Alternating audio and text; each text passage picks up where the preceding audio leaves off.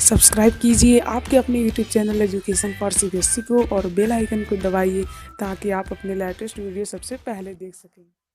Hello प्यारे बच्चों, आप लोगों का बहुत बहुत स्वागत है हमारे YouTube channel education for CBSE में।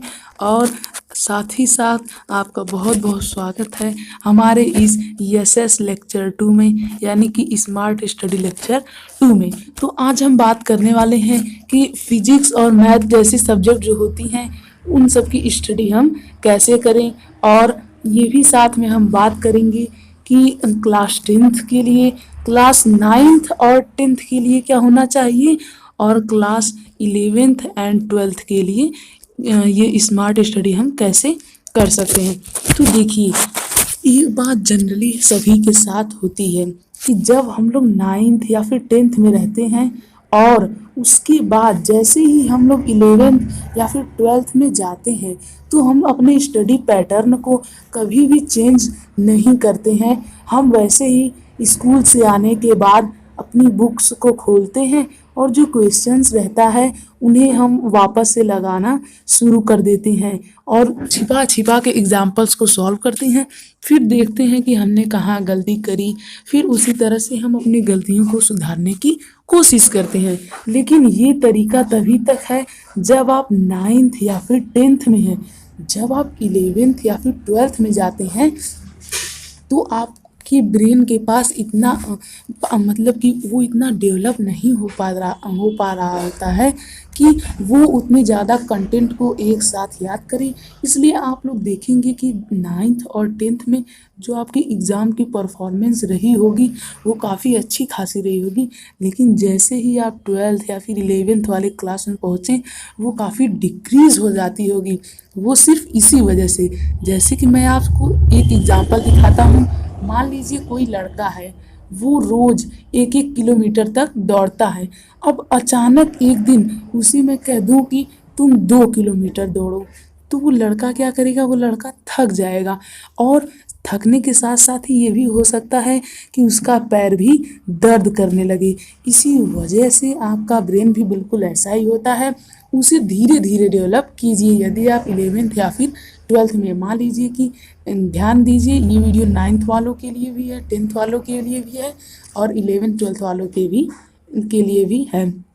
मान लीजिए यदि आप 11th या फिर 12th में हैं, तो यदि आप 11th या फिर 12th में हैं तो आपको इस तरह से कुछ स्टडी करनी है कि आप जो कुछ भी आज आपको स्कूल में पढ़ाया गया, आप आइए, घर आइए और एनसीईआरटी जो होती है, एनसीईआरटी बुक, तो उसमें आप लोग उसके एग्जाम्पल्स को देखिए। जैसे फिजिक्स, मैथ और केमिस्ट्री जैसे जो सब्जेक्ट्स हैं इनके एग्जाम्पल्स को देखिए और समझिए।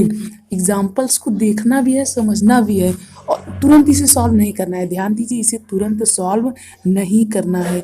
इसे हमें 4 से 5 घंटे बाद या फिर 3 से 4 घंटे बाद इसे हमें सॉल्व करना है। उसके बीच में आप लोग चाहें तो रेस्ट ले सकते हैं या फिर अदर वर्क्स को कर सकते हैं, जैसे कि किसी अदर सब्जेक्ट्स का होमवर्क हो गया।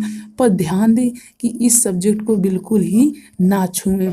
और इस एग्जाम्पल्स जो होते हैं सारे जितने भी एनसीईआरटी के एग्जाम्पल्स होते हैं उन्हीं आप लोग काफ़ी ज़्यादा ध्यान से देख लीजिए कि इनका सलूशन कैसे हुआ है। तो इससे क्या होगा, इससे जब आप 4 घंटे बाद बैठेंगे पढ़ने तो आपका जो ब्रेन होगा वो एनालाइज करेगा कि मैंने इसका सलूशन क्या देखा था। और शायद ब्रेन का जो उस समय कैपेसिटी होता है ज़्यादा देर तक डाटा को स्टोर करने वाला, वो तो थोड़ा उस समय कम हो, लेकिन 2-3 महीने बाद आप अपने ब्रेन को बायोलॉजिकली और फिजिकली दोनों तरफ से ही डेवलप कर लेंगे।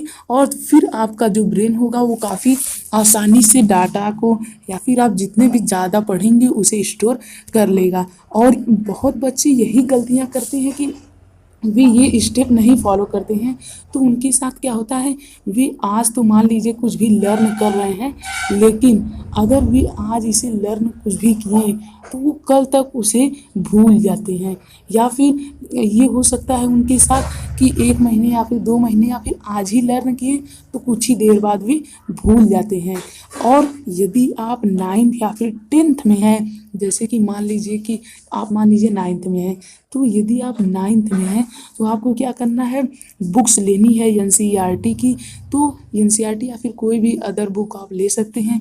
तो एनसीईआरटी आप जैसे ही लेते हैं, कोई भी ऐसी बुक हमेशा चूज़ कीजिए जिसमें कि प्लेंटी नंबर ऑफ एग्जाम्पल्स हों, यानी कि एग्जाम्पल्स की कोई भी कमी ना हो। तो आप एग्जाम्पल्स को देखें और सॉल्यूशन को छिपा लें, यानी कि मान लीजिए कि ये कोई एक बुक है, इसमें ये एग्जाम्पल दिया गया है, तो सिर्फ आपको क्वेश्चन देखना है। इस पार्ट को आपको अपने हाथों से या फिर कॉपी से ऐसे करके कुछ ढक लेना है और उसके बाद आप यहाँ पे लिखिए, सॉल्यूशन कीजिए और चेक कीजिए कि क्या आपका सॉल्यूशन उससे मैच करता है या फिर नहीं। अगर मैच करता है तो ठीक है, अगर नहीं मैच करता है तो देखिए कि आपने कहाँ गलती की। और साथ ही साथ में जो अब जो 9 to 12 के जो स्टूडेंट होते हैं, अब ये उन सभी के लिए देखिए, आप लोग जब भी स्टडी करने बैठा करिए तो उससे पहले एक लंबी सांस लेना ना भूलें, ताकि आपका जो कंसंट्रेशन है वो हमेशा रहे।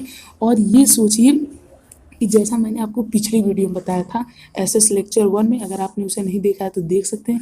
तो हमेशा ये सोचा करिए कि मुझे कम पढ़ना है और एकदम कॉन्सेंट्रेट होकर पढ़ना है। कम पढ़ना है और कितना पढ़ना है, कॉन्सेंट्रेट होकर, यानी कि आप 2 ही घंटे पढ़िए पर 2 घंटे अच्छे से पढ़िए। जैसा कि मैंने आपको पिछली वीडियो में बताया था कि हिंदी और इंग्लिश या फिर लैंग्वेज जैसे सब्जेक्ट्स को कैसे पढ़ते हैं, तो मैंने आपको ये भी बताया था कि उसे सिर्फ 20 ही मिनट पढ़ना है, चाहे वो 9th के स्टूडेंट हो चाहे वो 12th के स्टूडेंट हो। क्यों? क्योंकि आपको 20 ही मिनट में वो सारा कुछ आप कवर कर लेंगे। ध्यान दीजिए, इस 20 मिनट में आप अपने स्कूल लेक्चर्स या फिर मेरे वीडियो लेक्चर्स को ना ऐड करें। और जो फिजिक्स और केमिस्ट्री और मैथ्स जैसी जितनी भी सब्जेक्ट्स होती हैं, इनमें आप सबको हमेशा वही बुक सेलेक्ट करनी है, चाहे वो 9th के हों चाहे वो 12th के, जिसमें प्लेंटी नंबर ऑफ एग्जाम्पल्स हों। यदि आप 11 to 12 हैं तो फिज़िक्स के लिए एसएल अरोरा ले सकते हैं, यानी जो कि अवेलेबल होती है यहाँ पे मार्केट में।